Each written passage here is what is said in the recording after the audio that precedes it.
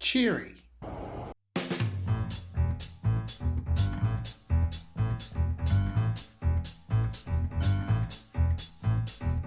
The following video contains spoilers for episode 8 of Wandavision. You have been warned. Yes, I'm a bit later than usual.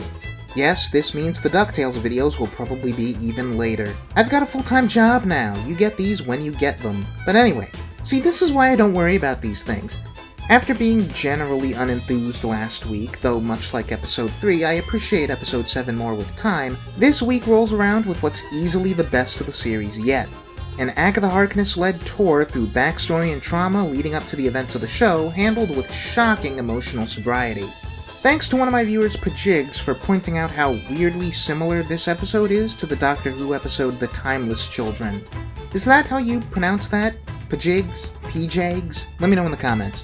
Both episodes feature our protagonist being led by their adversary through memories of their own past, which in very different ways revolve around some buried trauma, which informs their current situation and ultimately ends with a reveal that they had some kind of super secret unknown power or status. That's a very divisive episode of Doctor Who, and I don't think I'm gonna turn any heads when I say that Wandavision handles it a lot better.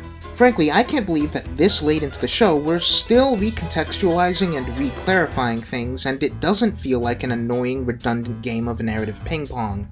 All of the clarifications are things I appreciate, and for the most part I think we're done being jerked around with potentially contradictory answers as to what exactly is going on here. That said, there are some things that are likely to remain ambiguous, like whether or not Wanda really did have powers prior to her contact with the Infinity Stone. I know a lot of people appreciate finally having an explicit quote-unquote explanation for her and Pietro being the only ones to survive those experiments, but I like that it's just implication, so I can still hold to the idea that it was sheer force of will that let them do that. What we do know for a fact is that Wanda holds sole responsibility for the Westview anomaly. And she really is, as Hayward referred to her in episode 5, the primary victimizer of the inhabitants of the town. She is in fact the one who's been controlling everyone besides Agnes. The Hex is the direct result of Wanda's own childhood watching American sitcoms, and is deeply connected with her trauma over losing her parents. Like, to a ridiculous degree almost. Finding out that Wanda was stuck watching Dick Van Dyke reruns right next to the Stark bomb that plagues her and her brother for 2 days, not to mention during her experimentation by Hydra, it's honestly too on the nose to not be insanely effective and tragic. Wanda sees sitcoms as an escape, but they are also an association with her trauma. And even if she attempted to play the sitcom trope straight into perpetuity, she'd be torturing herself mentally. I really think there's something to that, the notion that some things we use to cope with trauma are really just extensions of the trauma itself. And I love how the episode manages to balance doing that while also, through this scene and the conversation with Vision, sum up this whole show's nature as venerating the medium of television and the effect it can have, as a palliative but also a point of connection and communication. I really love this. We see a whole journey solely in Wanda's reactions to the shows that she watches. First, it's a pure, innocent enjoyment that's immediately undercut with trauma. Then it's more of a habit she seems to want to escape into but can't really bring herself to enjoy while at Hydra. Then, through Vision, she goes from passively, blankly observing the shows to admitting that she still finds them funny, being able to smile at them again, and that's what solidifies the bond between the two of them.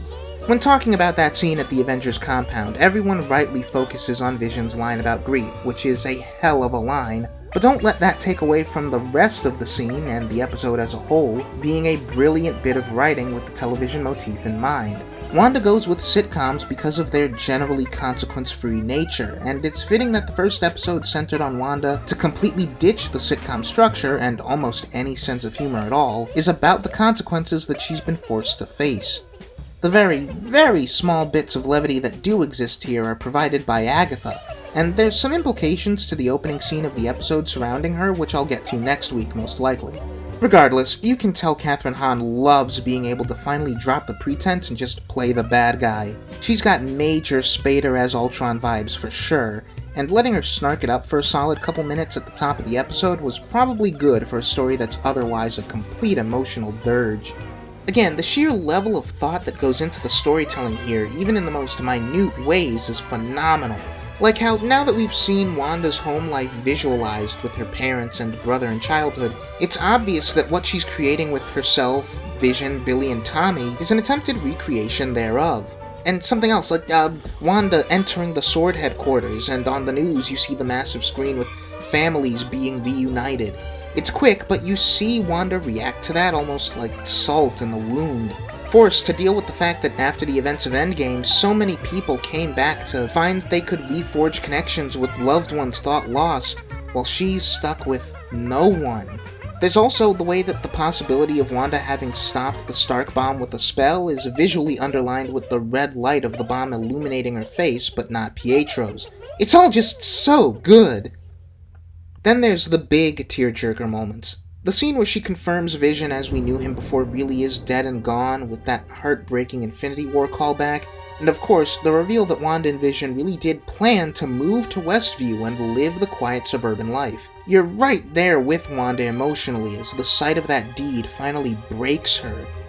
The direction of this whole episode is also quite brilliant, but it particularly stands out here, as you really feel the way Wanda just kind of floats thoughtlessly, emotionlessly through the moment until she collapses and lets out all of her raw anguish on Westview. It's a spectacular scene, heightened like the entire episode around it by Elizabeth Olsen's performance. If she doesn't get an Emmy for this, then we should all be embarrassed.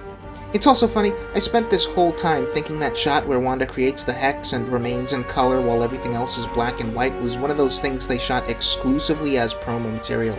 I've basically got no complaints about this episode, though I suppose my dumb nitpicky brain did think it was kind of funny that the plot of land Vision and Wanda got for themselves remained unoccupied in the 5 years they were presumed dead. A big question mark here is Hayward. Wanda, as it turns out, does not have Vision's body. Hex Vision is a creation all her own. Not only that, but Project Cataract seems to have been revealed as Hayward using Vision's actual body to create homunculus comic reference Vision, and he really is just gunning for Wanda out of fear, seemingly. This also absolves Wanda of having lied to her children about being able to resurrect things in episode 5, which is neat. In his one scene in the body of the episode, Hayward is characterized in a really interesting way.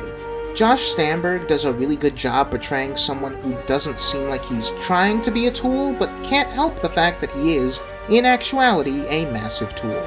I'm glad it doesn't seem like he's the big bad pulling strings, so much as he is just a guy who lacks empathy.